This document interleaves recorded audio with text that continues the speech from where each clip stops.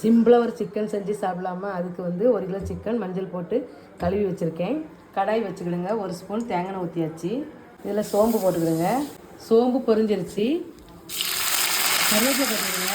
5 பச்சை மிளகாய் போட்டுக்கிடுங்க. இந்த கைப்பிடி வெங்காயம் போட்டுக்கிடுங்க. வெங்காயத்தை நல்லா வதக்கிடுங்க. இஞ்சி பூண்டு இடித்து வச்சுருக்கேன், அதை ஒரு கைப்பிடி போட்டுக்கிடுங்க. இடித்து போட்டு செஞ்சு பாருங்கள், டேஸ்ட்டு நல்லாயிருக்கும். நல்லா வதக்கிடலாம். 2 தக்காளி கட் பண்ணி வச்சுருக்கேன், சேர்த்துக்கிடுங்க. 1/4 ஸ்பூன் மஞ்சள் போட்டுக்கிடுங்க. 2 spoon chicken masala 2 spoon chicken masala போட்டாச்சு.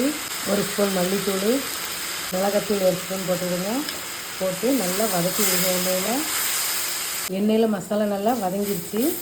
இன்னும் கழுவி வச்ச சிக்கன் 1 கிலோ சிக்கனை போட்டுக்கிடுங்க. தேவையான உப்பு சேர்த்து மசாலாவோட சிக்கன் நல்லா வதக்குங்க. மசாலா சிக்கனும் நல்லா ஒன்றோடு மிக்ஸ் ஆகணும். அந்தளவுக்கு நல்லா கலந்துக்கிடலாம்.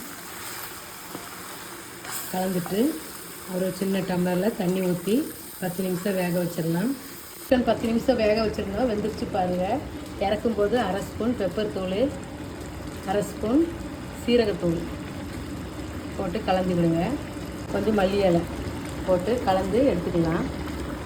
நல்லா கலக்கிக்கிடுங்க. பெப்பர் தூள் சீரகத்தூள் எல்லா சிக்கன்லேயும் பைண்ட் ஆகணும். நல்லா கலந்துக்கிடுங்க. சிக்கன் ரெடி ஆயிடுச்சு. அடுப்பு ஆஃப் பண்ணியாச்சு. நம்ம சப்பாத்தி செஞ்சு வச்சுருக்கோம், அதோடு வச்சு சாப்பிடுங்க. டேஸ்ட்டு நல்லாயிருக்கும்.